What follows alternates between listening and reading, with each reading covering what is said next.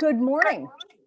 This is Beth Drucker, and welcome to our multi-community leaf blower collaboration meeting, an opportunity to address the vexing problem of gas-powered leaf blowers. This meeting will be recorded and will be available to view after the fact on Go Green Wilmette's YouTube channel in case you have colleagues that you'd like to share it with. I'm Beth Drucker, and I'm the president of Go Green Wilmette and the founder and co-facilitator of Go Green Illinois, an affiliation group of North Suburban community environmental groups. Thank you all for being here today. I know you're all very busy, so to ask an hour of your time is a big ask, and we really appreciate that you're with us. The meeting will be focused and fast moving. We will adjourn at 11 o'clock, but then the meeting will remain open with some optional breakout rooms should you wish to continue the conversations. Before we start, I'd like to acknowledge the planning efforts of King Poor and Liz Kunkel from Winnetka, Karen Glenemeyer, Nancy Pavkovich, and Nicole Boomgarden from Wilmette, and all the Go Green Illinois colleagues who worked hard in your communities to get the right people to this meeting. Same depth, we're still digging down 9 inches, but I also want to thank colleagues from Quiet Communities and the American Green Zone Alliance. Okay, and we put Could you all be sure that you are muted? We're hearing some background noise.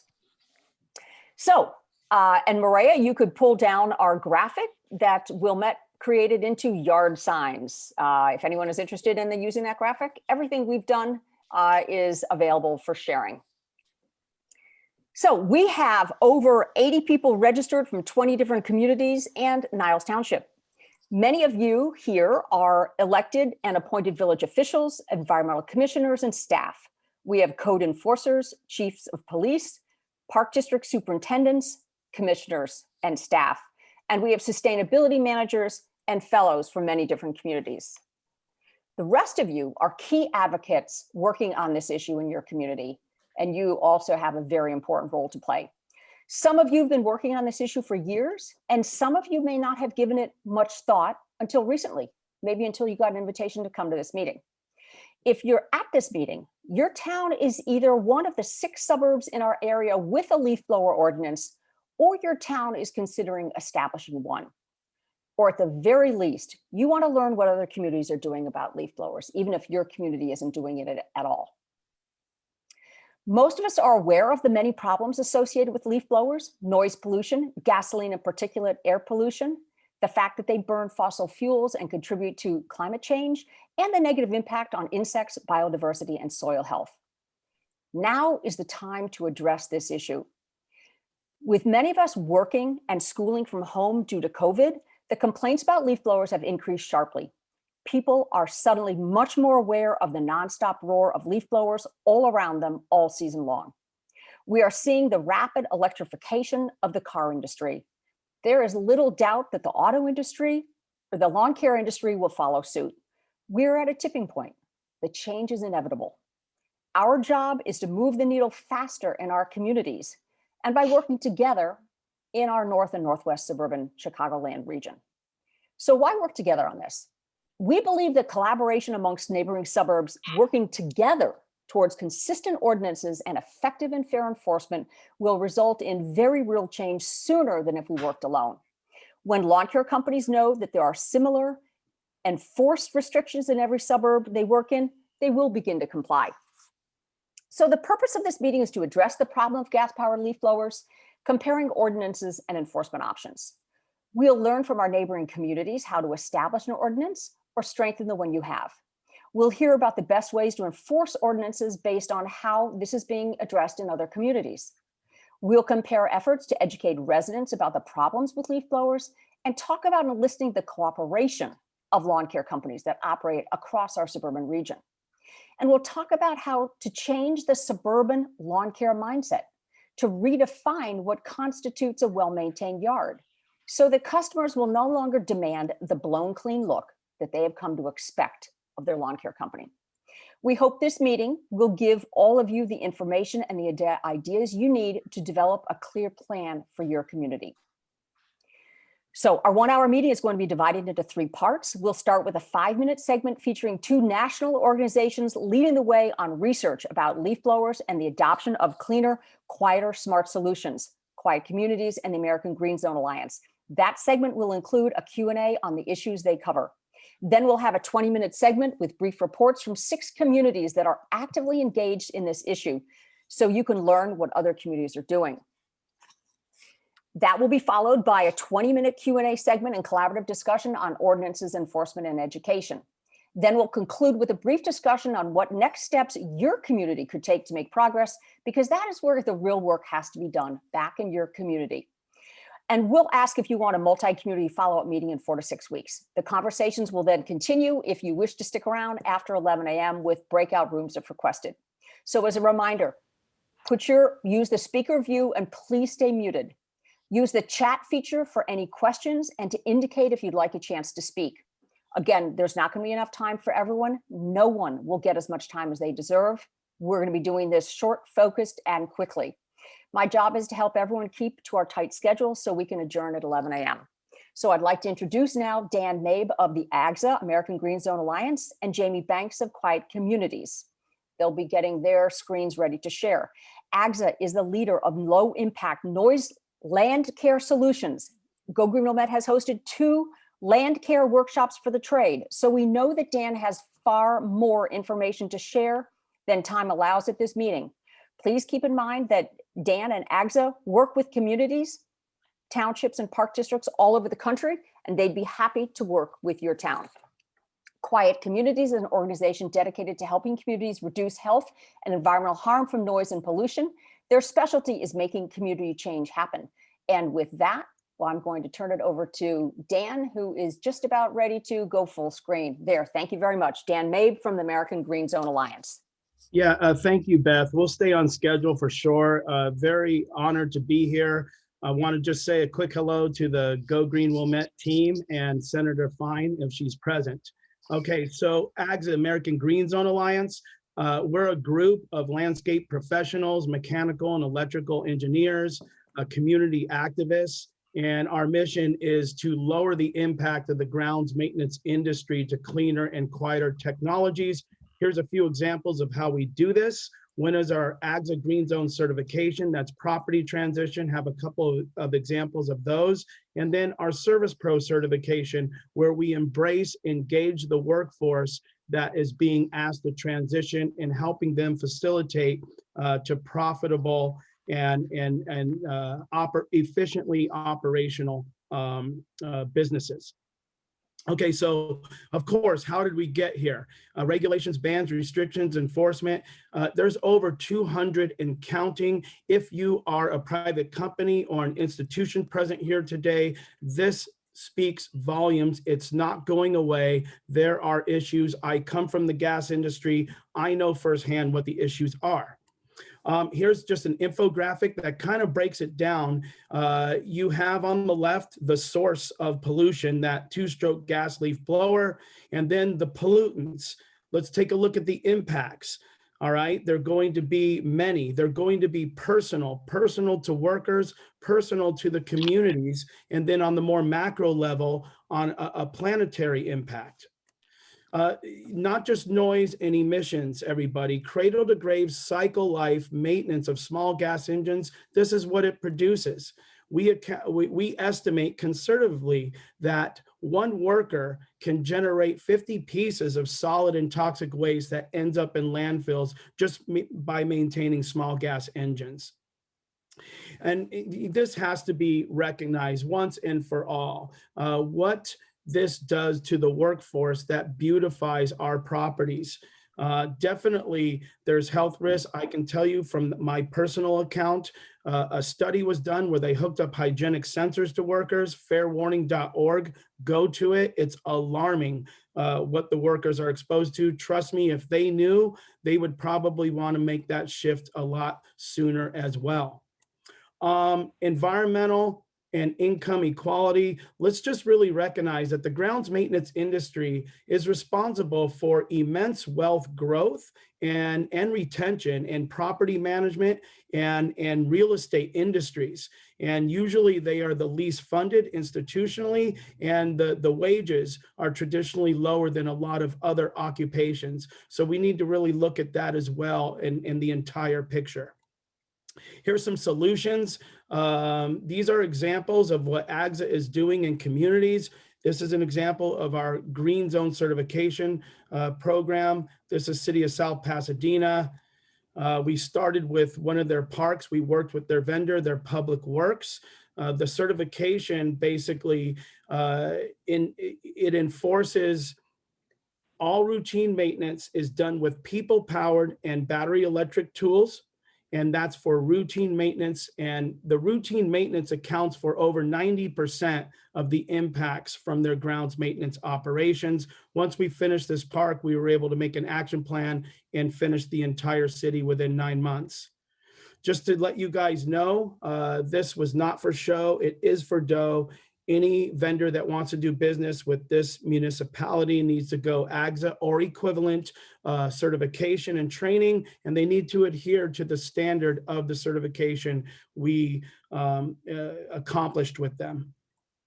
Going to the private sector, we just wanted to know, you guys to know, there are resources for these private companies. We have a certification course. It's online now.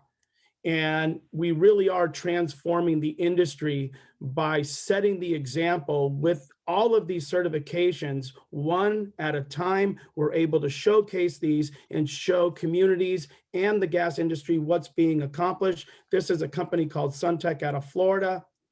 They're all electric. They have solar panels on their vans. We did a corporate certification for them. They're vetted. They're ready for service. They're coming out here to California. We'll let you know when they're coming to your neck of the woods. Here's an example of a setup for a state park, if you will. And this is what it looks like with a responsible transition. In your neck of the woods, the Langton Group, AOS, we did a green zoning project, first one in the state of Illinois. This was an automower green zone. And here's some of the metrics really quick. 29 serviceable acres. With this certification, 8.5 tons of smog forming emissions are reduced. They're taken out of the atmosphere. 23 tons of CO2. And then we lowered the noise profile 40 to 70% with this project. Get in touch with us if you want to know more. And then there's a look at how they do this. Look at that automower. It's going to actually be charged by those solar panels when it goes back to recharge. And you can see that electric system. It kind of mimics the new graphic and the yard sign you guys have. And then my last slide here, it's to hit this home. Look at the left. That is the old. On the right is the new. We are already transitioning. We're already facilitating the internal combustion. Its days are numbered, and we're just going to keep doing what we're doing and providing those resources so all of us in all of our communities can continue this charge. And thank you so much, Beth. Thank you very much, Dan. I know that I've seen your 2-hour presentation. It's amazing. And thank you for distilling it. And now we have a presentation from Jamie Banks.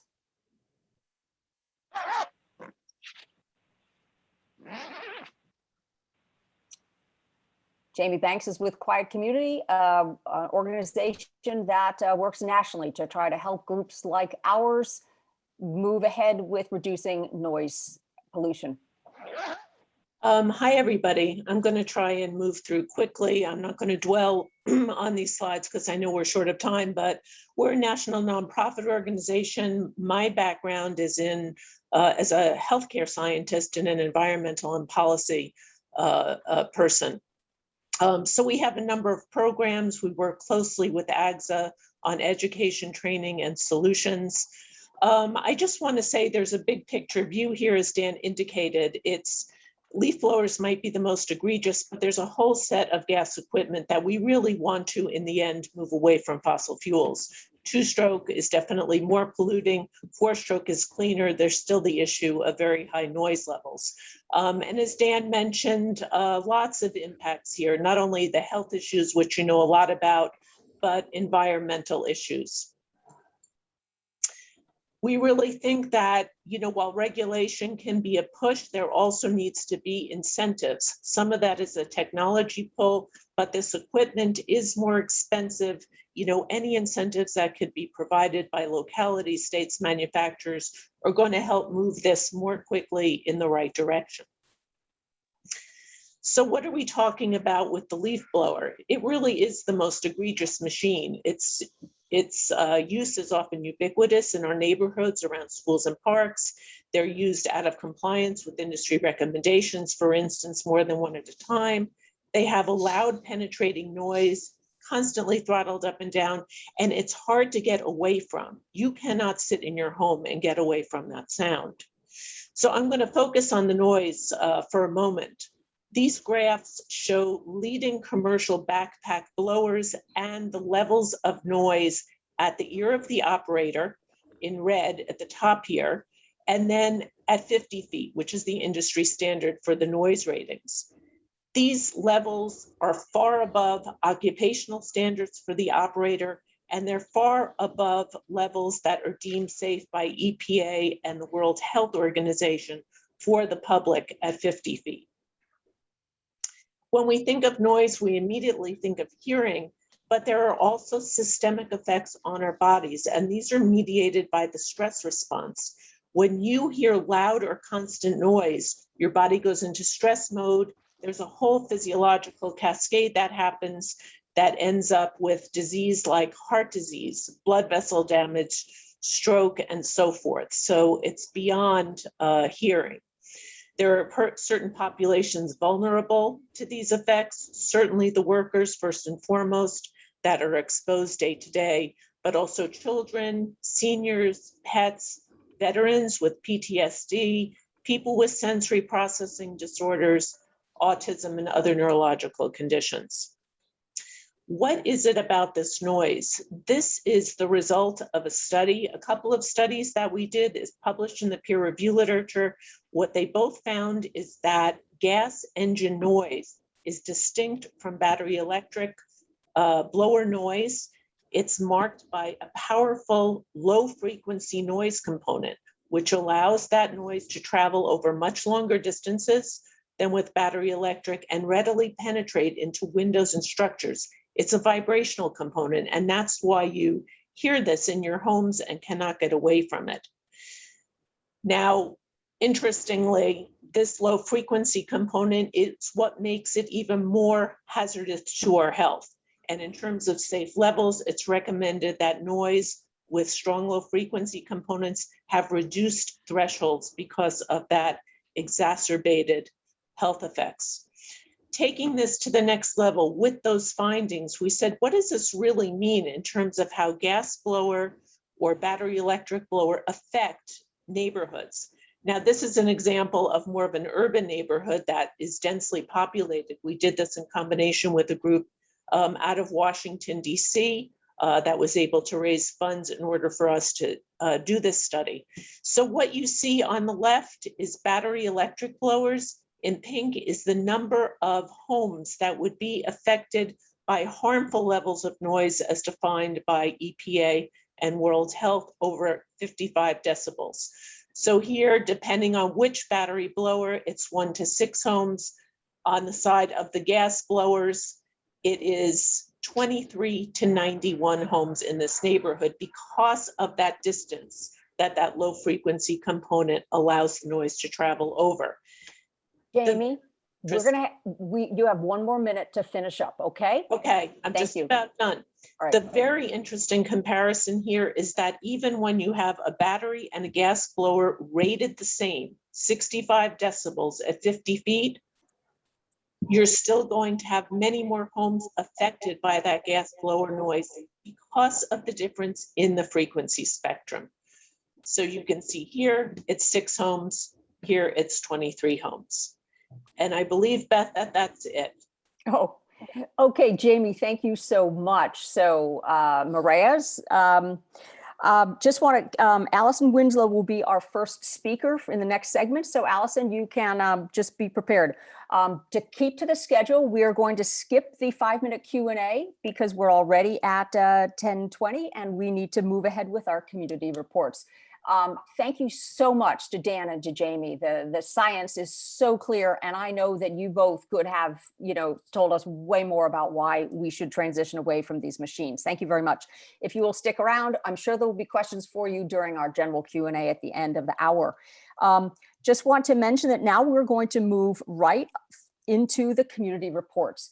I have asked 6 different communities to give reports, and they're all going to be short, but we want to go everything from Kenilworth, who has the perhaps most rigorous and most recently passed ordinance, all the way to Northfield, whose community just voted 6-0 to not create any restrictions. So we're going to get a wide range.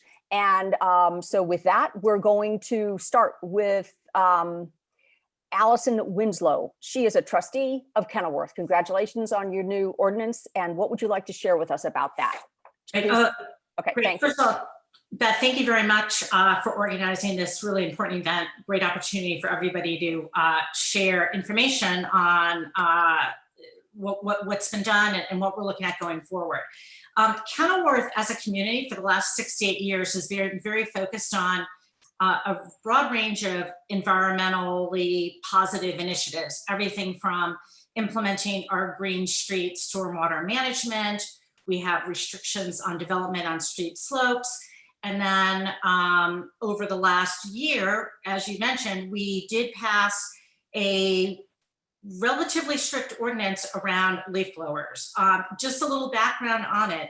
We focused on 3 key issues: the environmental impact of the blowers, health impact, and noise. And when we went to look at how to construct our own ordinance, we looked at surrounding communities, and Wilmette was very helpful there. And we also partnered with some major landscape firms to kind of understand what was happening and what the options were. And one of the interesting things that we found there was that because Kenilworth did not have an ordinance, the landscape firms were sending all their old equipment to Kenilworth.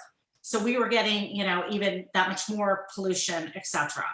And we ultimately ended up restricting the use of gas blowers from May 15th through September 30th, where they are not allowed.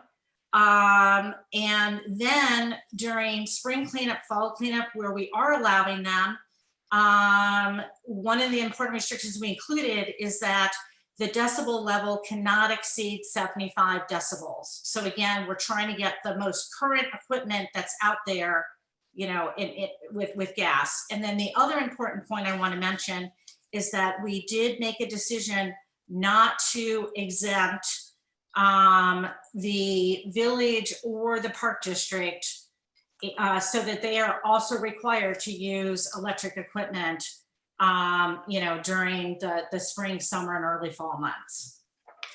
So that's pretty much it. But we had a lot of conversation in particular about how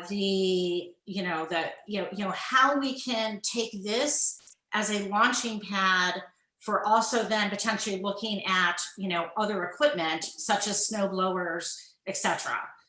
So I think we're hoping to use this to broaden the range of things that we're going to restrict going forward to help improve the environment and health for everybody. Great, congratulations, Allison. Thank you for that.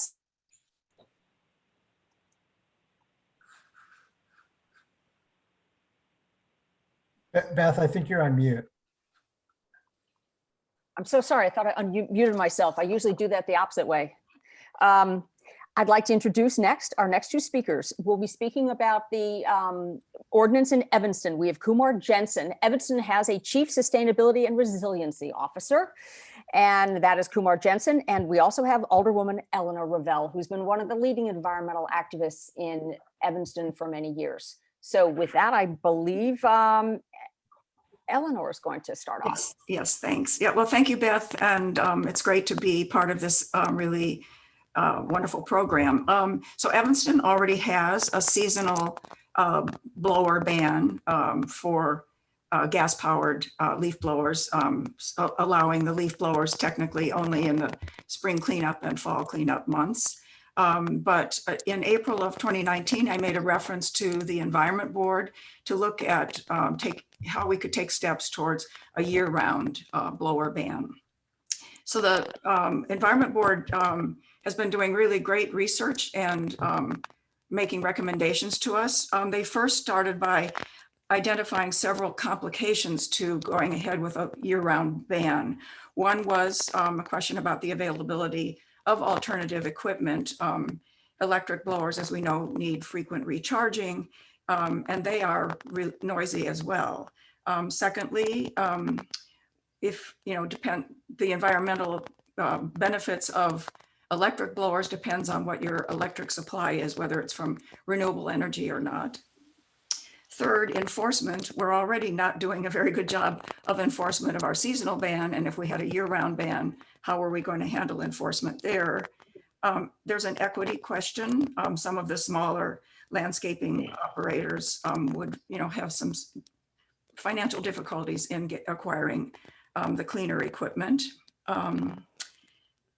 And then also back in 2019, we really had no way of communicating very effectively with landscaping companies, since our code at that point did not require any kind of licensing. So the first recommendation from the Environment Board was that we license our companies that use gas-powered equipment. And this is going to enable us to communicate directly with these companies, make sure they know about the code and the ordinance thus far, to share best practices and things like that. It will help us identify what companies are already moving towards electric equipment and what kind of sustainable practices they might have to share, and really lay the groundwork then for an eventual year-round ban of all fossil fuel powered equipment. So the City Council approved that licensing requirement for landscaping businesses operating in Evanston. And we also been really acknowledging the importance of starting to do some homeowner education so that people change their expectations of what their property is going to look like. But I'm going to turn it over now to Kumar to talk about how we implemented the licensing requirement and some next steps that are coming to the City Council in the next couple of weeks. So Kumar. Thank you.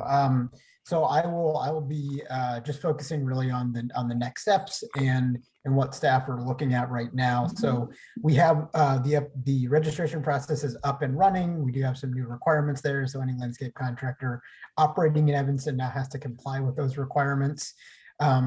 The education piece we're still working on, but the revisions that staff are looking at to our existing ordinance focus on revising the time of day when leaf blowers are allowed to be used, the type of leaf blowers that are allowed during those times, and the seasonality. So what days of sort of what time periods throughout the year leaf blowers are allowed. We are giving a lot of consideration to potential city operational constraints around how leaf blowers are used on public property and for uses other than leaf blowing. We know there's a lot of air blowing equipment that is used in construction and maintaining our ballparks and things like that. And so we are trying to work through some of those conversations and issues. So any of the other panelists have resources on how other cities have done that and balanced that, be glad to accept that information. And then we're also really looking at enforcement and trying to focus enforcement on the property owner rather than just on the landscape contractor for potential violations moving forward. And the last thing I'll mention is that those things that I just mentioned are all focused on amending our existing ordinance. We are also at the same time looking at how to move forward with a phased-in ban of fossil fuel powered equipment. And so those are sort of two separate tracks, but they're obviously informing each other. But thank you for the opportunity to share a little update on what we're doing. Thank you so much, Kumar and Eleanor. Next up, we have Wilmette. And we have our new village president, Senator Plunkett, who's actually been very involved in this issue and even came to the workshop for the trade last fall. We have Alex Artiega, who's our sustainability point person in Wilmette.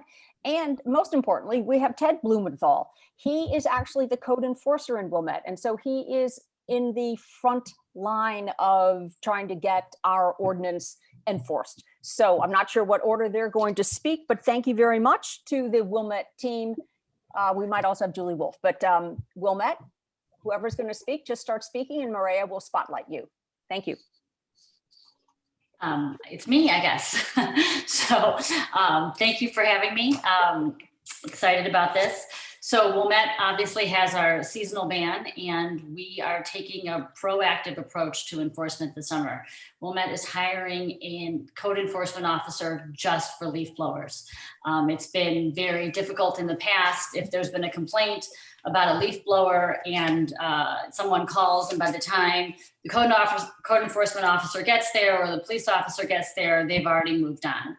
So this is somebody who is going to be dedicated to leaf blowing. And Beth, you had a few questions about our ordinance, so I kind of want to go through a few of those with everybody. In terms of homeowner responsibility, we have discussed when the code enforcement officer gets there to issue a citation, that they will put a notice on the door for the homeowner and, you know, let them know that there has been a citation at this home and it's going to happen right then and there. We've talked about, a question is, are fines great enough? There's a minimum fine of 75. There's a maximum fine of 750. And for each citation, the landscaper has to go to court. So it's not just pay this fine and be done with it. You have to go to court, and the issue is compliance. If they don't show up, they have to pay $750, and they will not have their license renewed for the following year. I think there's going to be a lot more of these administrative adjudications happening now that we're going to have somebody dedicated to enforcement. There's an issue, I know, Beth, that you asked about fairness. Should the worker be cited as well? That is obviously, you know, it's not the worker's fault that they have to, you know, that they've been told what to do. For the past year or two, although the worker has been cited, when they get to court with the owner of the business, the case against them has been dismissed. This is something that we need to have a further discussion in terms of our ordinance. I think right now, the idea was that if the worker is cited, then they make sure that they get to court. But I think we need to have a further discussion about that. I think we could probably achieve the same, I'm hoping, by just citing the owner of the business and hoping that they will show up for the compliance. I think that addresses some of the questions that you had, but you know, this is an ongoing discussion, and we are really looking forward as a board to discussing this, and we're going to see how it goes with the new enforcement this summer. If it's enough notice to the homeowners, if it works, you know, with the workers, and we have to have another discussion about that. Thank you. Okay, and do we have other speakers who are going to speak? Do we have Ted or Alex who are speaking? We're at 3 minutes already for Wilmette. Thank you very much, Senta. I can just chime in real quick. So I am the staff liaison for the Environmental and Energy Commission. And for 2021, our commission has started to highlight some initiatives we want to focus on. And gas-powered leaf blowers are definitely one of those issues. I think it's going to be dependent on basically how this additional code enforcement officer position is working. Would you go? Somebody is a fucking block ahead of you. Anyway, sorry. So we'll see how the initiative plays out, and then that will dictate kind of how the EEC wants to approach it after the summer. Anyway, Ted, go ahead. Okay. Well, I think Senta really hit on all the major points very well. I'm not sure how much I can add to what she says, other than agreeing with her as well as Ms. Ravel's comments about the challenges, you know, of enforcing the ordinance. That's really from where I stand with my role in this. That's really the tricky part, the balancing act, so to speak. I'm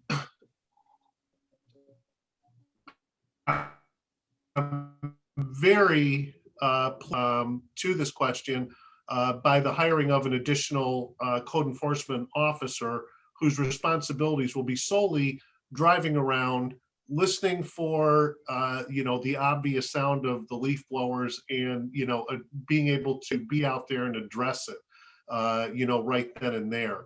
I think that this will help with our enforcement a lot. The comments previously, I'm just going to say were correct. The past couple of years, the village's response to these citations has changed to the effect that we are not only issuing the actual user of the leaf blower, but we're also now citing the owner of the business that's employing him. Wilmette in general, one of the things that actually makes my job so wonderful for me is we address code enforcement as well as a myriad of other issues from a compliance standpoint. We don't try to be punitive, particularly, to our residents. Our goal has always been, I hope it will always continue to be, compliance. And I think that having this dedicated code enforcement officer will do a great deal positively towards that end of gaining compliance. I think the more that we can enforce these issues, it will become a headache, an annoyance for the companies themselves to hopefully a point where they'll just throw their hands up and say, you know what, we might as well comply because this is not getting any easier. More communities are joining in. So I think this type of forum is outstanding for that. Okay, great. And Wilmette, myself, my partner, and the new officer, we will do everything within our power to enforce these ordinances. Okay, great. Thank you, Ted, very, very much. Really appreciate the report from Wilmette. We have a special guest who has just arrived, and we are going to take a break to talk to Illinois State Senator Laura Fine. She introduced a bill to restrict gas-powered leaf blowers in the state of Illinois, and she's going to give us a short update on where that bill stands. So there we are. Thank you very much, Senator Fine. Well, hi, everybody. Thank you so much. I love being in company that's like-minded. So I introduced the bill last year to ban gas-powered leaf blowers. And how do I say this nicely? You would think I was taking away people's firstborn child. The pushback that I got from around the state was absolutely tremendous, to the point that I even got a death threat over it. So people are very, I guess I found more attached to the leaf blowers than I thought. So I've done a lot of work on this, talking to a lot of different companies, different organizations that have tried to ban leaf blowers in the past, to push out more electric and more environmentally friendly leaf blowers to find out what their experience has been. And their experience has also been very similar to what I received on that legislation. So this session, instead of introducing a bill, I'm planning on introducing a resolution to really start educating people around the state. It seems like our communities are very well aware of the impact of the gas-powered leaf blowers with not only noise pollution, but with air pollution. And I don't think that most people have that same awareness as we do in this community. Except for, I have to say, during COVID, when I was first getting a lot of emails against that leaf blower bill, during COVID, when people were home and they actually heard the noise every single day, more people were obviously in favor of it. So we're really starting on along the lines of an educational campaign throughout the state with this resolution, and hoping to see where we go with this so we can come back next year maybe with something else. So thank you for all you're doing. I appreciate it, because to know I have the support in the community means everything to me. Great. Thank you very much, Senator Fine. And please stay in touch with us and see how we can help you with witness slips for a bill. And with that, we're going to introduce the team from Winnetka. We have a former trustee and a key advocate, King Poor. I believe we have their village president, Mr. Rintz, and possibly the chief of police, Hornstein. So with that, we're going to turn to the Winnetka team. And as we might expect, we're running a little bit late, but all the information is so great. We're going to keep moving along. Winnetka? You're on mute, King.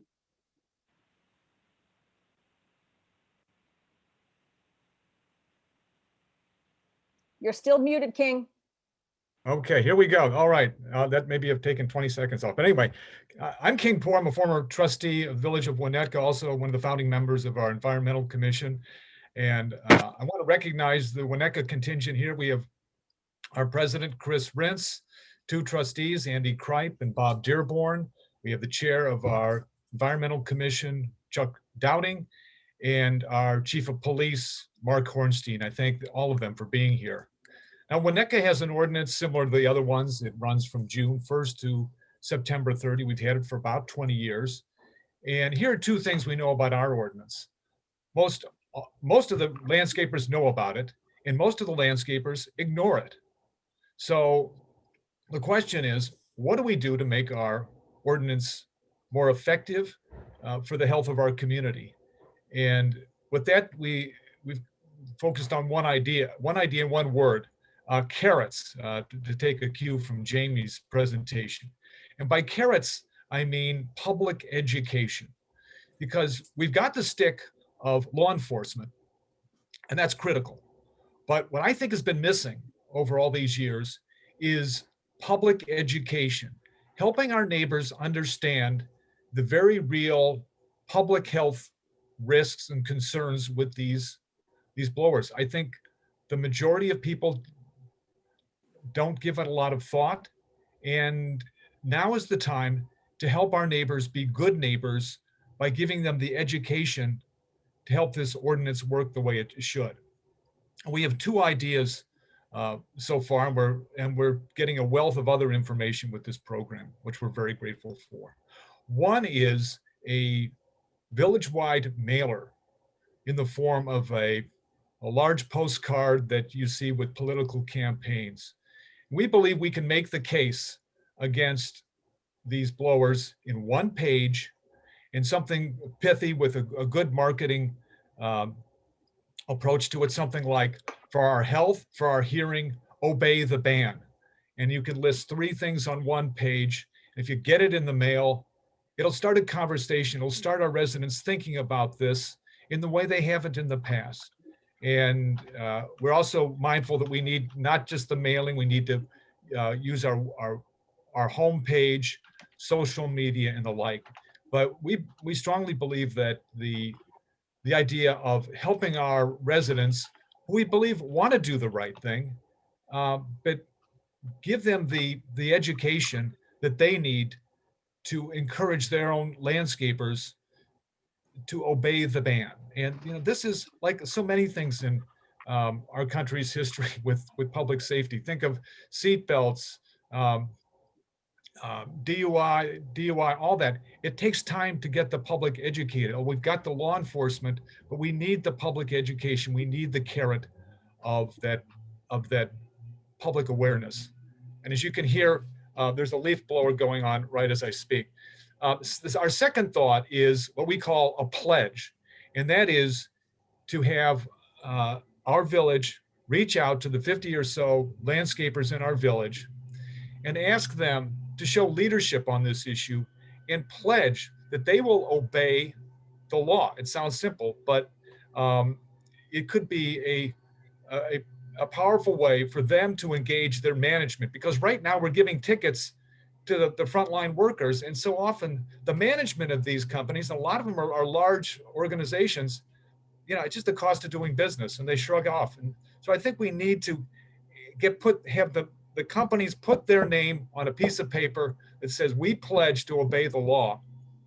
It sounds simple. And, and we could publish that and have that pledge be something that they can be proud of, that they're doing the right thing for our community. So those are two ideas.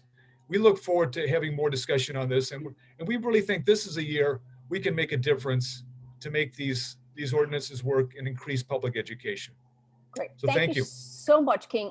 Is there anyone else from Winnetka who's going to speak, or did you? I don't know, maybe Andy Kripe might, I'm not sure. Andy? Okay. Because of course, we've got Glencoe who is on deck. Do we have anyone else from Winnetka who wants to say anything? If not, I think I've probably used our time. Okay, So, great. Then thank you, Winnetka team. Thank you. We have coming on next, Dudley Underdeck. He will be representing Glencoe. Congratulations to Dudley. He's been a park board commissioner. He's now a trustee of Glencoe, and he is very much an environmental advocate in that community. So do we have Dudley?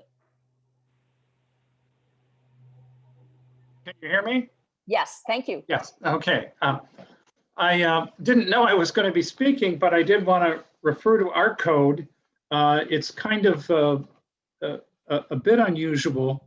I'll read it. Use of gasoline-powered leaf blowers shall be prohibited at all times except between March 15th and May 15th, and then September 15th to December 15th. We are a non-home rule community, and one of the issues we face is our ability to even regulate these kinds of things. We do have a meeting coming up after I joined the board in late May with the village attorney to talk about our ability to ramp up our rules and regulations with respect to the blowers. I also wanted to let everybody know we do have a licensing procedure. Also, our noise ordinance also applies without limitation to mowers, tractors, trimmers, vacuums, tillers, and hedge clippers. We, of course, also regulate the time of day that you can use these things. I have also a recommendation for people in your own landscapers. I use landscapers periodically over the summer, but I give them my personal electric blower to use on my property.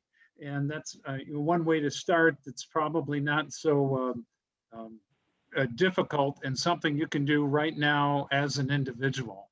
I know that Hal Healy had wanted to say a few words. I'd like to turn it over to him if he's available. Hal is on the Sustainability Commission for past chair here in Glencoe. Hal, are you there? Yes, I really have nothing to add. Thank you, Dudley. Okay, thank you very much to Glencoe. So now we have Betsy Kochvar. She is from Northfield, and we have included her because she has worked very, very hard to pass an ordinance in her community in Northfield, which is adjacent to most of the communities that do have ordinances, and her village trustees just voted unanimously not to have a ordinance for leaf blowers. So we thought that was a really interesting perspective. Do we have Betsy, are you available? Yes, I'm on. Can you hear me? Yep. Okay. Anyway, yes, as Beth said, I'm from Go Green Northfield. I'm head of the Land, Air, and Water Subcommittee. Thank you for inviting me to discuss our efforts to pass a leaf blower ban in Northfield. The following are basically the steps that I took in an attempt to pass the leaf blower bans.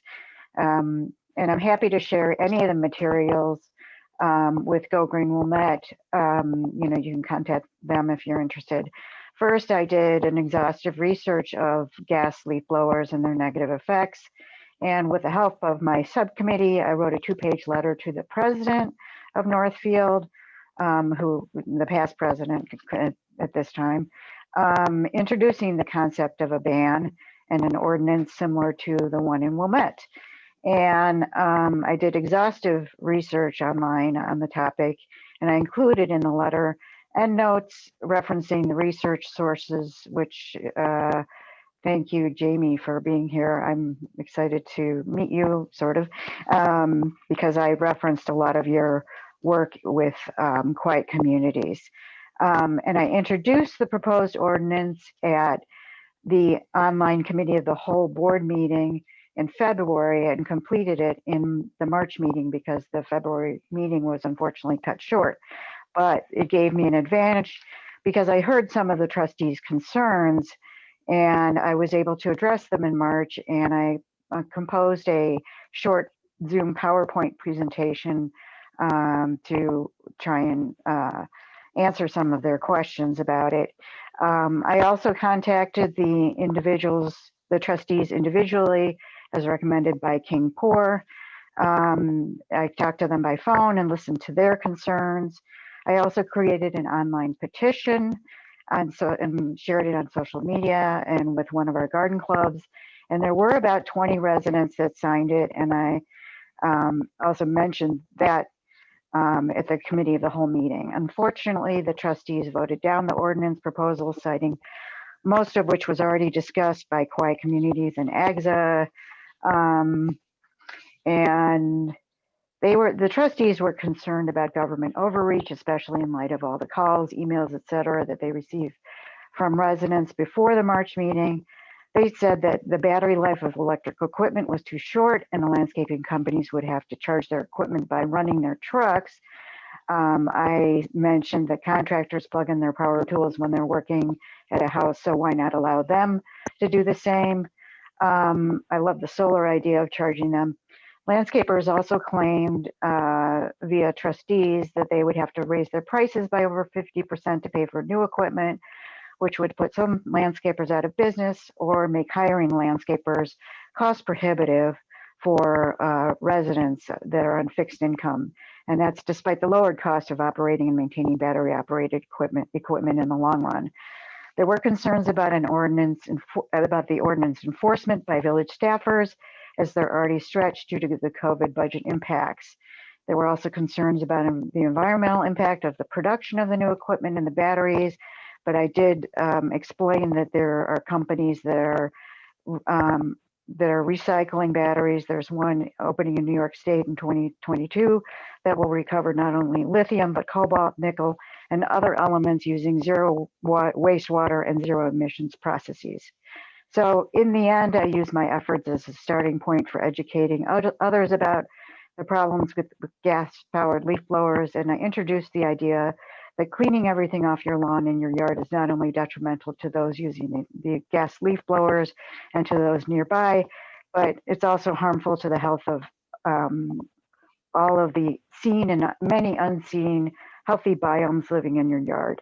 In the meantime, we can all individually ask our landscapers to stop using gas-powered leaf blowers until their use is officially banned, and continue to educate the public on the problems with these devices.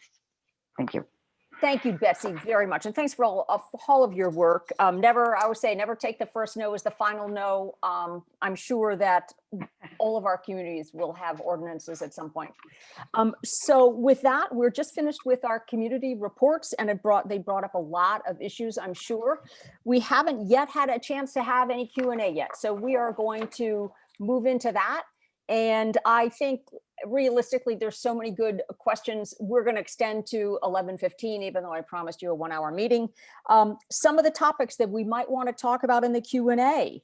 And we have Karen Glenmeyer, who's going to help moderate that. Ordinance wording, dates, times, fines and exemptions. Enforcement. Who does the reporting? Who does the ticketing? Who gets ticketed? Who's responsible? Can we use date, time and date stamped photos or videos as proof of violations? Lawn care companies, should they be licensed? Is there a fee with licensing? Should we have them pledge to comply with the Alliance? Should they lose the opportunity to work in your community? Should trucks be required to have identification on them if they work in your community? And what about all the landscape companies that aren't registered, even though they're supposed to be? Homeowners, how do we educate them? How do we notify them about violations? Should they eventually be fined if they allow a lawn care company to break the law on their property over and over again? And who should be excluded? Should anyone be excluded? Schools, park districts, villages. So with that, we're going to start with the Q&A. Please put your questions into the chat. If you specifically would like to speak, please let us know. We'll try to moderate it. There's a lot of us here. So Karen, could you help us start with that? Yeah, one question that came up a little bit in the chats is there's a community, I think the DC community, where they allow citizens to provide photographic documentation and then send that to the code enforcement officer, and that's considered proof. and a basis for a citation. So I'm wondering if I'll just pick a community. I'll pick Wilmette, and we'll pick a different community for the next one. But maybe Ted Blumenthal, would you be willing to address whether that has been suggested in Wilmette and whether it would or wouldn't work and why or why not? Yeah, I'm terribly sorry. You cut out for the question part. So if you could repeat the question, I'm happy to try to answer. Yes, just would photo documentation, if I took a picture of somebody using it with a company name in the photo and a date stamp and sent it to you, there are other communities that use that as proof for a citation. Has Wilmette considered that? Why would it work or not work? Well, very clear that I am not the village attorney, and this is more a question that I think should be addressed to the village attorney. But I can tell you that historically, when I have gone to 1 second, I think the best way to answer your question is this. Whereas other communities, as you mentioned, might use the photographic evidence as a reason to, take action against the landscaping company, they might have their own fine system. In Wilmette, we have tried to really make violations of this ordinance a nuisance for the company. We don't want this to be something easy peasy for them. Okay, oh, we got stopped here, we'll go mail in our payment with our fine and we're done. We actually make them go to court and stand in front of a judge. So with that, our burden of proof, I think, is a little stronger than just imposing a fine. We have to get a judge to agree that the violation occurred and we're ticketing the right people. Anything more than that, and I'm not trying to be difficult, again, I'm going to refer to, I think that's more of a question for the attorney to answer than just me. Okay, thank you very much, Ted. One of the questions that has come up is the social justice issue, that the low-wage worker is the guy who is being told he has to use the illegal equipment or he loses his job. So I know in Wilmette, we're concerned about getting that low-wage worker even engaged in the legal process. Is that person, I know the company has to file, is fine, but is that person that has the gas power thing on his back, is he written up as violating the law with his name in the system? Ted? I'm sorry. Yes, we have always issued a citation to the person that's actually fortunate, that they're not provided with the equipment so that they can, be in compliance, that, they are put in that situation. It's a difficult question. Unfortunately, I don't have all the answers to those types of problems. I wish I did. Okay, Karen, another question. Thank you, Ted. Yes, maybe somebody from Winnetka could answer this question. People are asking about incentives and how do we help with the upfront costs for smaller companies, and the carrot side of the story. I know that Dan maybe Dan would also speak to this. He has great information about the return on investment and that over the long haul, electric is cheaper, but it's currently not cheaper upfront. So has anybody had success with helping companies make the transition? Dan, maybe you could speak to it. What kinds of solutions have you seen people use for that?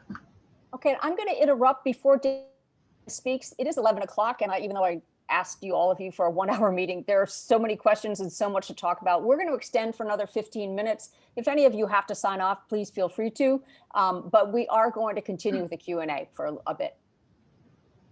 Dan, are you here to answer that question? Yes. Okay, so yeah, Karen, nice to see you. You too, Beth. We know for certain that engaging the workforce is key. It's not self-serving. We have had 100% success when we train the workers, provide resources, and provide that training. In California, there are some programs where they trade in their gas tools and they get battery kits for a reduced price. So definitely, I would say on the state level there, perhaps you guys can look for something like that and start a program. We're certainly very experienced at it and are available to help in the future with stuff like that. And as far as the ROI, in our training and our certification courses for these gas companies, we touch on a myriad of different subjects to help them facilitate, but ROI is definitely part of that picture. We are very clear that they need to take care of their electric tools to year 2, 3, 4 to reach that ROI, and we show them how to do it. So we really feel that this is an essential part of that puzzle. And of course, we know that regulation, bans, and restrictions are also an important part, but they should be preceded or simultaneously presented with these solutions.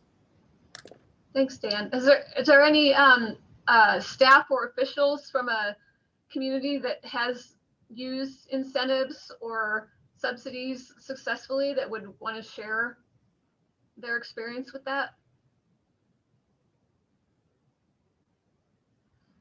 Jamie Banks from Quiet Communities may know of someone.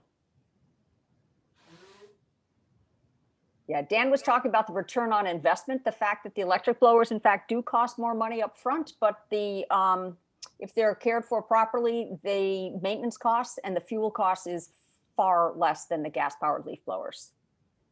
Yeah, so Beth, the only thing I can add, and I believe it's public information, we have a state senator here in Massachusetts who's very interested in putting together a program, not quite like California's. I mean, California has an environmental penalty fund that is being used to subsidize these equipment exchanges and subsidize the cost of those batteries. That's an unusual situation, but in Massachusetts, this particular state senator is very interested in putting forth legislation that would at first subsidize municipalities, subsidize equipment purchases for them so that those municipalities could then serve as models, you know, for business and other entities. So we're hoping to, you know, help to move that forward, and we'll see where it goes. It's going to take time. Another kind of incentive that has been brought up in the chats and in some of the discussion is using positive publicity to promote companies who are doing the right things. So, you know, Winnetka is trying the pledge system.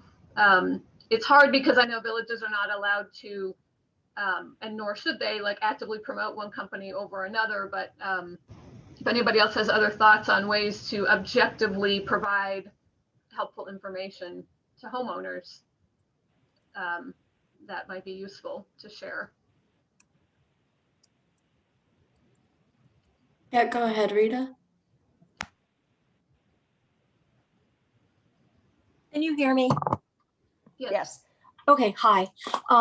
Marblehead, Mass. I'm acquainted with Jamie Banks and active in our town 8 years trying to get a ban or some sort of restriction.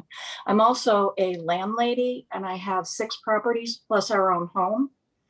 And I am investing in my landscaper. I'm going to do a cost share with his.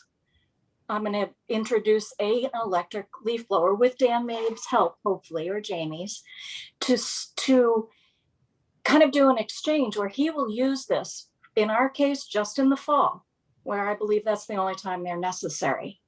That it's a way of my trying to get something done, and then maybe there'll be a competition factor. Maybe he'll have an edge up where people will say, can you use an electric blower? He's welcome to use it on other properties, but we're going to do a cost share. It's just an idea that I just implemented. Great. Rita, thank you very much for that idea. In case you're curious, we do have people here from quiet communities who heard about it, and they're interested to see how we're working on this issue here locally. I also wanted to mention that Go Green Wilmette has a lot of resources that you could use. We have flyers that we've created in Spanish and English with graphics. If any of your communities would like to make use of those, you can. We've created a spreadsheet of nearly 100 lawn care companies that work on the North Shore of Chicago. Please, if you want to communicate with those companies, that would be great. I know Winnetka has thought that they might choose what are the 10 largest companies that are servicing Winnetka and really focus on a smaller amount. But we have a way that we can, through blind copying, we now can communicate with the lawn care companies quickly and easily that work in Wilmette. And we are letting them know that we're paying attention and that we will be working with the community. Can everybody make sure you're on mute, please? Okay, so Karen, do you have another question for the any of us?